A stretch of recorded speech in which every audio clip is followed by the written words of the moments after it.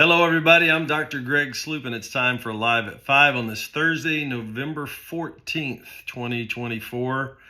Lisa and I are almost in the car heading to Charlotte to get on an airplane to go to Greece here in just a few minutes. So I am pre-recording this, but I want you to get this last installment of Balaam's prophecies over Israel. Balaam and Balak, the two people that are talking about the Israelites and what they're going to do perhaps to Balak's people, the Moabites. Whenever we look at this story, we've already heard three of the prophecies of Balaam. Balak hired him to curse Israel, but in the process, he told him, I can only say what God gives me to say. And three times in a row, he blessed the people of Israel rather than cursing them. Balak's beside himself. Balak's mad. He says, I'm not paying you now. There's no way I'm going to pay you, and you're blessing them instead of cursing them. So the deal's basically off. So we come to Balaam's fourth prophecy. Now, Balak didn't even ask for this one. Balak's already said, I'm not paying you. You're on your own. You've done me wrong. And here we come in the very last part of the interchange around Balak's third prophecy. He said in verse 14 of Numbers 24:14, and now indeed I'm going to my people. In other words, okay, I'm going home. You've sent me away. I'm going home. Come, I will advise you what this people will do to your people in the latter days. So he's telling him, you've sent me away. I'm not going to bless you. I'm not going to curse the people of God. God won't let me. But here's what they're going to do to you. Wow, this is a bad day for Balak, the son of Beor. Here we go, verse 15 of Numbers chapter 25.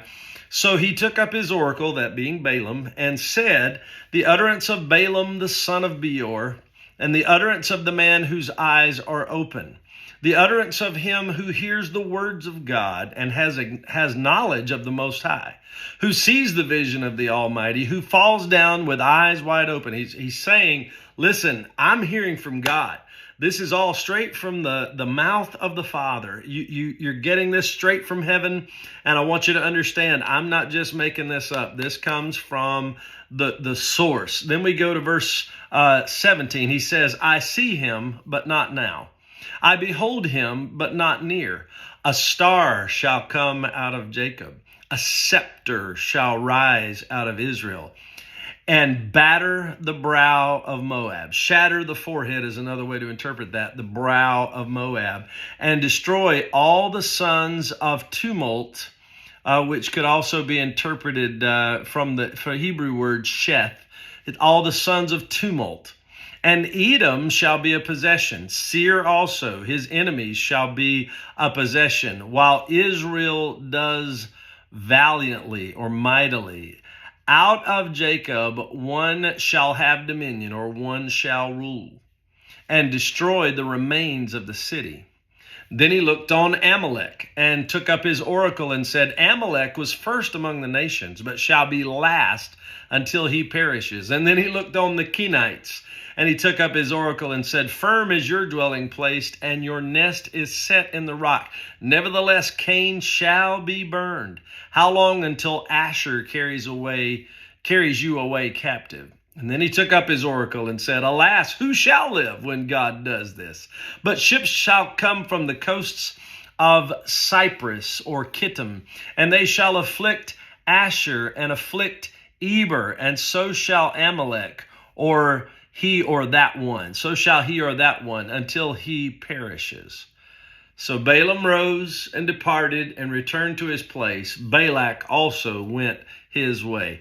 What is he saying here to Balak? What is he saying to Balak? He is saying to Balak, you want to curse God's people because you're scared of them, but you should be scared, because God is going to raise up a ruler that will come and take your land anyway.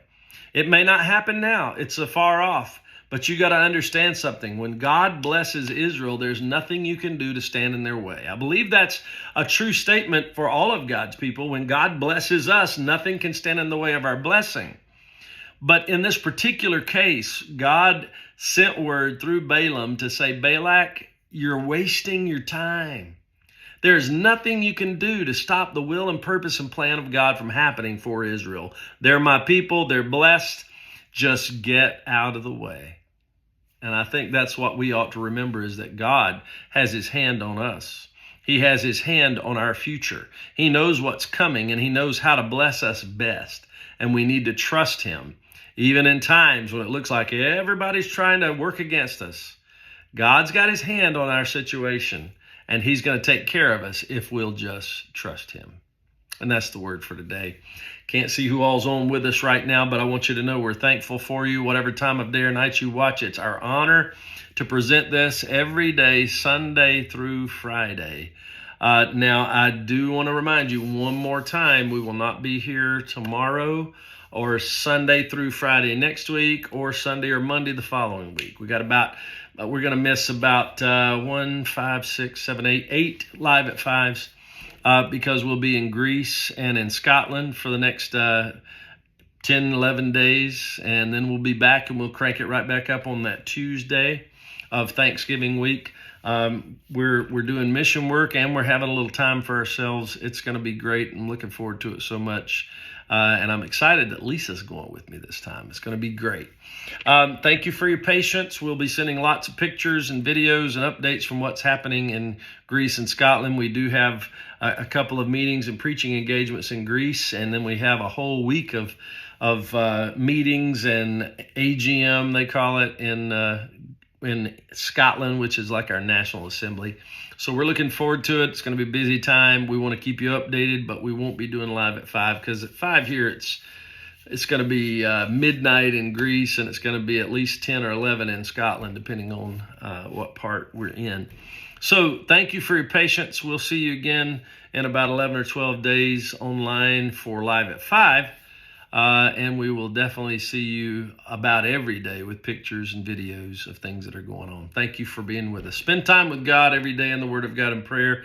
It's not only the best thing you'll do all day, it is the best way to change the atmosphere and the environment around you, is to start your day with God. It'll make a difference. It's the best thing you'll do all day long. Please know we're praying for you, and I look forward to seeing each